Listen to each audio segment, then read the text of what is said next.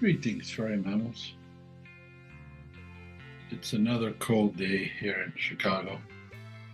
Although not as cold as they have been, but they can feel colder, especially lately. I just wanted to talk to you, share some thoughts.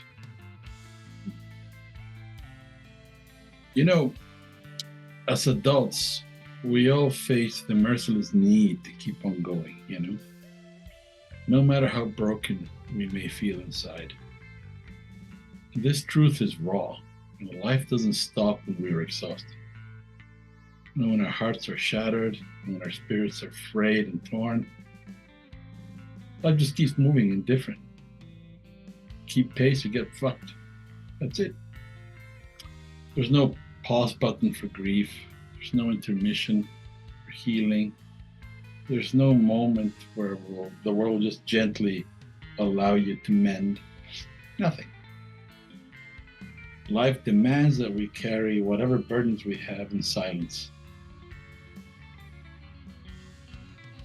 And there is no help from the outside. Survival is not poetic, and it doesn't really resemble the stories that we are told as children. Our jobs is to show up when you feel like you would just want to disappear. You have to smile through pain that nobody sees or even cares about if they see it. And you have to keep on moving, even when you feel like you're unraveling from the inside out.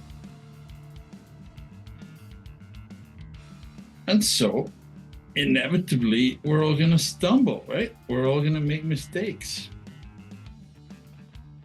We're going to fall.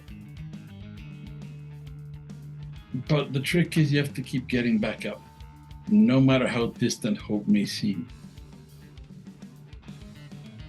The secret of learning that resilience is not a heroic song. It's a whisper. It just says, keep going. And that refusal to give up, it's exhausting. It's unfair, and sometimes it really feels unbearable, frankly.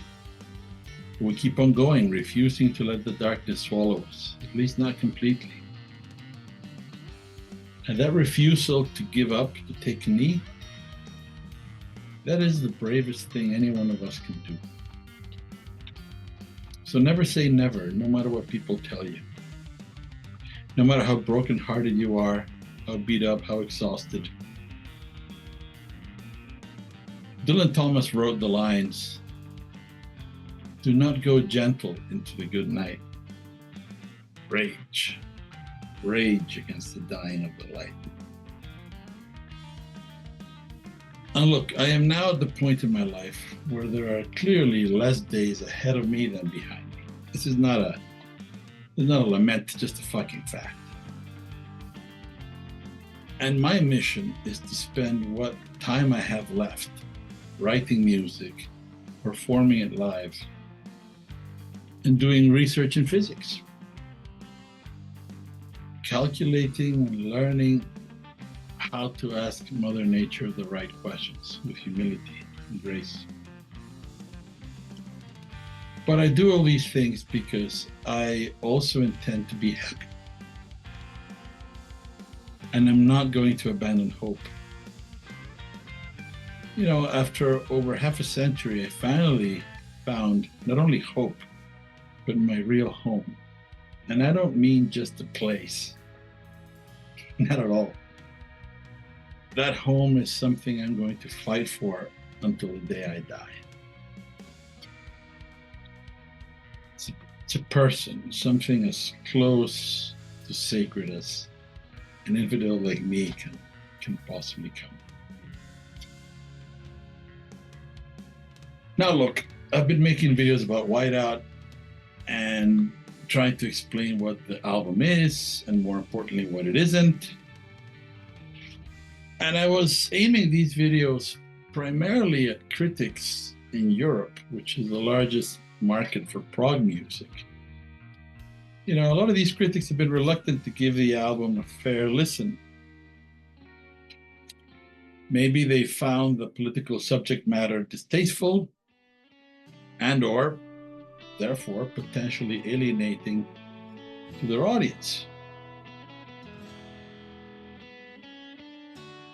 Now, I believe that the recent events have clearly shown what your parents and grandparents had to learn the hard way. And that is that silence only ever helps the oppressor. This orange bastard is going to dismantle American involvement in NATO. And you know what that means for Europe.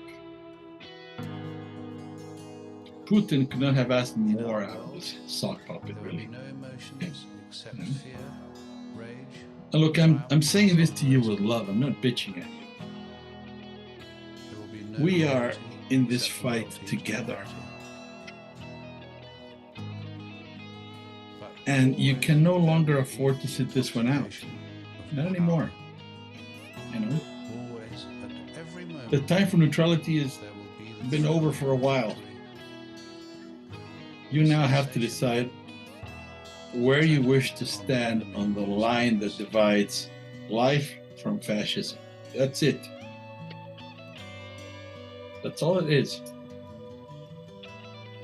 So having said all this will be my last video about Whiteout. It is an album that I and Andy and everyone who participated in it are very proud of.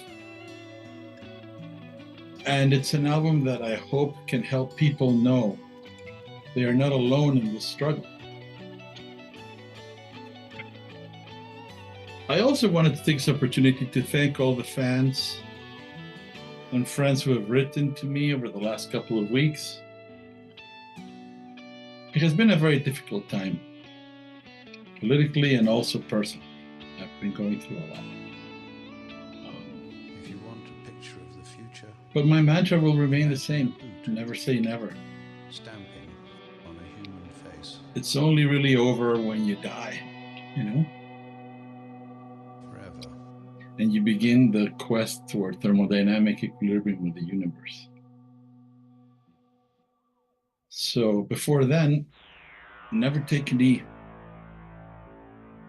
Fight for your home, your real home. Fight for your heart. Fight for the truth, and don't let anything extinguish that flame of love and hope.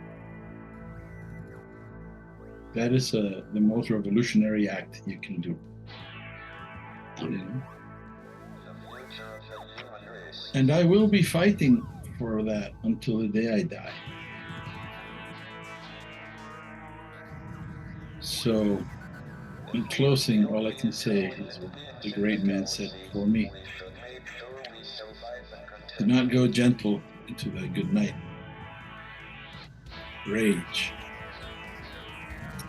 Rage against the dying of the light. Smooches, bitches.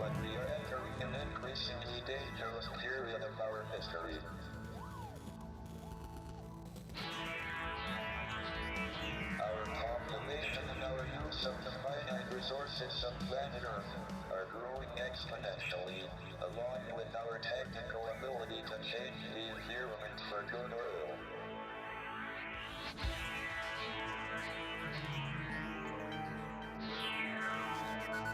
But our genetic code still carries a selfish and aggressive instincts that were of survival advantage in the past.